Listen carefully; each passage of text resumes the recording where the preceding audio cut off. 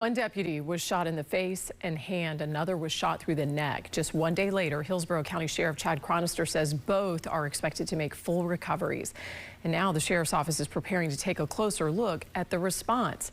News Channel 8's Georgia MacArthur joins us live outside of Tampa General Hospital. Well, one of the deputies is still receiving treatment, but the other has just been released, which is really incredible news considering what we were all learning yesterday. Yeah, Jen, speaking of that incredible news, Deputy Daniels, who was just released, also talked about it was an overwhelming amount of support. We will be hearing from him shortly from the hospital bed, and Sheriff Chad Chronister says it is remarkable right now that he is talking about recovery and not planning a funeral. He says although Deputy Daniels was released, but Deputy Moon will also undergo surgery today. He says despite the outcomes, his team and his agency is going to sit down and take a look and review the incident. Motor 3V, I'm hit. So we never expected the guy just out of nowhere to start shooting rounds at us. I saw my partner being shot at.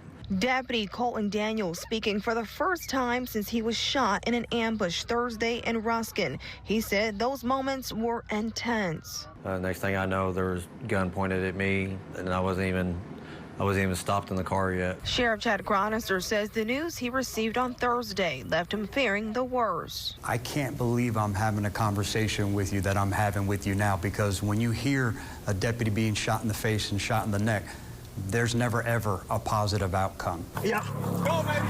I got you. But Chronister says both deputies are expected to make full recoveries. Deputy Moon and Deputy Daniels were part of a team attempting to arrest a man accused of holding his ex-girlfriend captive and threatening her with a gun. They launched a drone, used some technology to slow things down. He was not a threat to anyone at that point. He was in the house by himself. As he comes out, now becomes a threat to the public. Deputy Moon was shot in the face and his left hand, fracturing his finger and wrist. He's left-handed, so I don't know if you can see it clear enough, but he knows that he still has a gunfight. The bad guy still wants to kill him.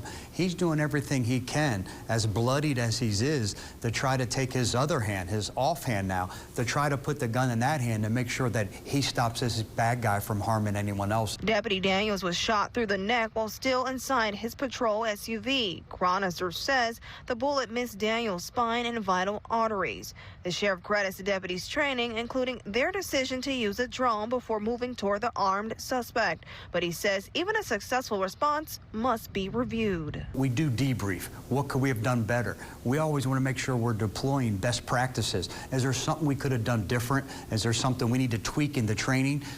So it's not Monday quarterbacking, but it's certainly looking at it to see where we can improve.